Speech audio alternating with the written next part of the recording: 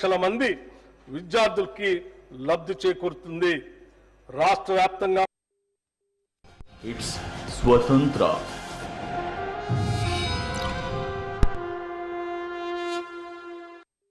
900 plus companies, 7.89 lakhs per annum average CTC, 100% placements. KL deemed to be university. స్వతంత్ర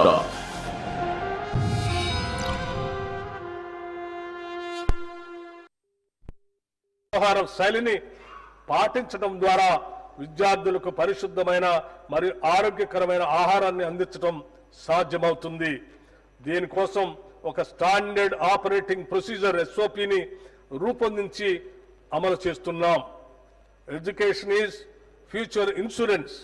విద్య భవిష్యత్తుకి బీమా కనుక విద్యా వ్యవస్థను బలోపేతం చేసేందుకు రాష్ట్ర విద్యారంగంలో పలు సంస్కరణలు చేపట్టాం. అంతర్జాతీయ ప్రమాణాలతో కూడిన విద్యను అందించే లక్ష్యంతో ఒక సమగ్ర విధాన రూపకల్పనకి తెలంగాణ విద్యా కమిషన్ను ఏర్పాటు చేశాం. తెలంగాణ నారీ శక్తిని గౌరవిస్తూ కోటి మహిళా విశ్వవిద్యాలయానికి వీరనారి చాకలి ఐలమ్మ పేరు పెట్టి ఆ విశ్వవిద్యాలయ వారసత్వ కట్టడాన్ని సంరక్షిస్తూనే 550 కోట్ల రూపాయలతో అదనపు భవన నిర్మాణాలని చేపడుతున్నాం. తెలుగు విశ్వవిద్యాలయానికి తెలంగాణ వైతాళికుడు సురవరం ప్రతాప్ రెడ్డి పేరును ఇండియన్ ఇన్స్టిట్యూట్ ఆఫ్ హ్యాండ్లూమ్ టెక్నాలజీకి శ్రీ కొండా లక్ష్మణ్ బాపూజీ పేరును పెట్టడం జరిగింది. విద్యాశాఖకి ఈ బడ్జెట్లో 23,108 కోట్ల రూపాయలు ప్రతిపాదిస్తున్నాం. No plan for the future development of the country can be deemed to be complete which does not provide for technical and scientific training. Doctor BR Ambedkar గారు సాంకేతిక మరియు శాస్త్రీయ శిక్షణను అందించిన దేశం భవిష్యత్ అభివృద్ధికి సంబంధించిన ఏ ప్రణాళికను పూర్తి చేసినట్లుగా భావించలేము. వీరి మాటల్ని దూరదృష్టితో అర్ధ శతాబ్దానికి పూర్వం చెప్పిన ఈ మాటలు నేటికి మన సమాజానికి వర్తిస్తాయి. అందుకే యువతలో శాస్త్ర సాంకేతిక నైపుణ్యతను పెంపొందించే ఉద్దేశంతో ప్రభుత్వ ప్రైవేటు భాగస్వామ్యంతో యంగ్ ఇండియా స్కిల్ యూనివర్సిటీని స్థాపించాం. బోధనాంశాలకు పారిశ్రామిక అవసరాలకు మధ్య ఉన్న అంతరాన్ని తొలగించి నిరుద్యోగ యువతి ఉపాధి అవకాశాలను పెంపొందించే లక్ష్యంతో ఈ యూనివర్సిటీ పనిచేస్తుంది. మహాత్మా గాంధీ గారు స్వాతంత్ర సమరోద్యమంలో యువతను చైతన్యపరచడానికి నడిపిన యంగ్ ఇండియా పత్రిక పేరునే ఈ యూనివర్సిటీకి పెట్టడం గమనార్హం. ఈ యూనివర్సిటీని ముచ్చెర్లలో 150 ఎకరాల్లో నిర్మించి ఏడాదికి 30,000 ఉద్యోగాలు కల్పించాలని ప్రభుత్వ లక్ష్యంగా పెట్టుకున్నాం. సింగపూర్ ప్రభుత్వ ఆధ్వర్యంలోని ఇన్స్టిట్యూట్ ఆఫ్ టెక్నికల్ ఎడ్యుకేషన్ ప్రపంచంలోనే మేటి సంస్థ. వారి భాగస్వామ్యంతో young India skill university master ట్రైనర్లకు శిక్షణ ఇస్తున్నాము. వివిధ పరిశ్రమల భాగస్వామ్యంతో ఈ యూనివర్సిటీలో అందించే కోర్సులు అటు యువతకు ఇటు పరిశ్రమలకు ఎంతో ఉపయుక్తంగా ఉండేలా రూపొందించాం. ఈ యూనివర్సిటీలో ప్రస్తుతం 5 కోర్సులు ప్రారంభమైనాయి.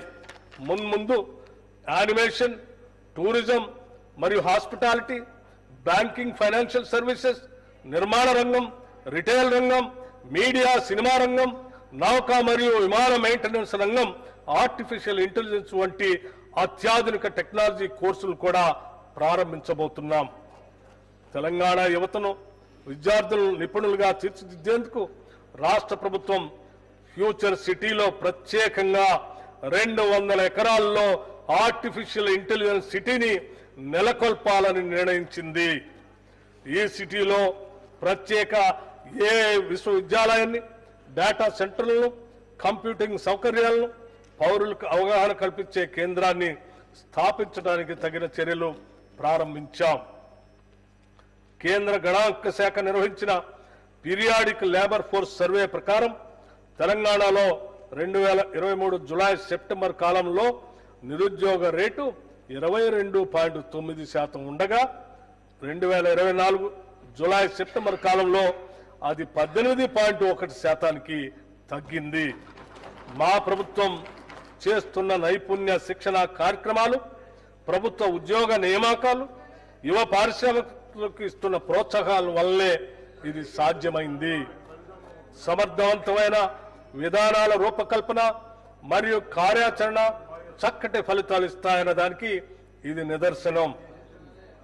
మా ప్రభుత్వం అధికారం చేపట్టిన వెంటనే ఉద్యోగ నియామకాలపై దృష్టి సారించి పోలీసు, రెసిడెన్షియల్ స్కూల్స్, వైద్య, ఆరోగ్య మరియు ఇతర శాఖల్లో 57,946 ఉద్యోగాల ఎంపిక ప్రక్రియ పూర్తి చేశాం. అంతేకాకుండా వివిధ ప్రభుత్వ శాఖలు, విభాగాలలో మానవ వనరుల అవసరాలపై సమీక్షలు జరిపి 30,228 కొత్త పోస్టుల్ని మంజూరు చేశాం. గ్రూప్ 1, గ్రూప్ 2 మరియు గ్రూప్ 3 పరీక్షలు సకాలంలో సక్రమంగా నిర్వహించి వాటి ఫలితాలు కూడా ప్రకటించాం.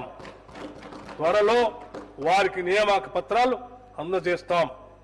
అలాగే 14,236 అంగన్వాడీ పోస్టుల భర్తీకి ఆదేశాలు జారీ చేశాం. తెలంగాణ రాష్ట్ర సాధనలో మన యువత పాత్ర మరియు త్యాగాలు మరోలేనివి. తెలంగాణ సాధించుకున్న తర్వాత వారి పట్ల గత ప్రభుత్వం నది దాటే వరకు ఓడమల్లయ్య, దాటిన తర్వాత బోడమల్లయ్య అనే విధంగా ప్రవర్తించింది. వారి జీవితాల్లో ఎటువంటి మార్పు రాకపోగా ప్రభుత్వ ఉద్యోగాలు అందని ద్రాక్షగానే మిగిలాయి. కూటి కోసం, కూలి కోసం పట్టణంలో బ్రతుకుదామని తల్లి మాట చెవిన పెట్టక బయలుదేరిన బాటసారికి ఎంత కష్టం అని మహానుభావుడు ఆనాడు శ్రీశ్రీ చెప్పారు.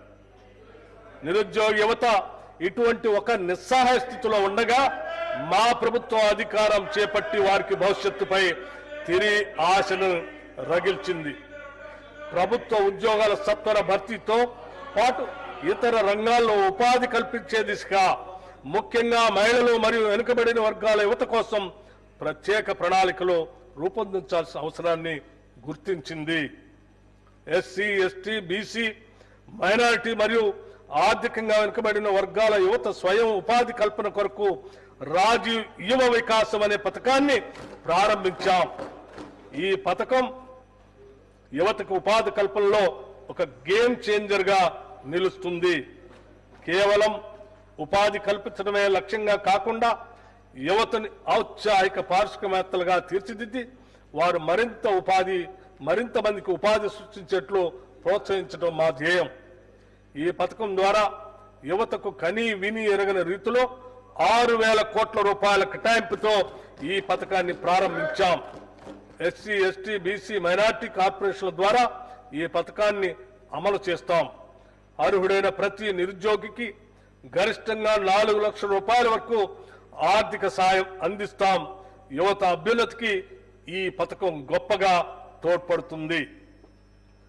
సివిల్స్, ప్రిలిమ్స్ పాస్ అయి మెయిన్స్ పరీక్షకు వెళ్లే అభ్యర్థులకు 1,00,000 రూపాయలు మరియు మెయిన్స్ పరీక్ష పాస్ అయి ఇంటర్వ్యూకి సిద్ధమయ్యే అభ్యర్థులకు మరొక 1,00,000 రూపాయలు, మొత్తంగా 2 లక్షల రూపాయల ఆర్థిక సహాయాన్ని సింగరేణి యాజమాన్య సౌజన్యంతో రాజీవ్ గాంధీ సివిల్స్ అభయ హస్తం కింద ఇస్తున్నాం.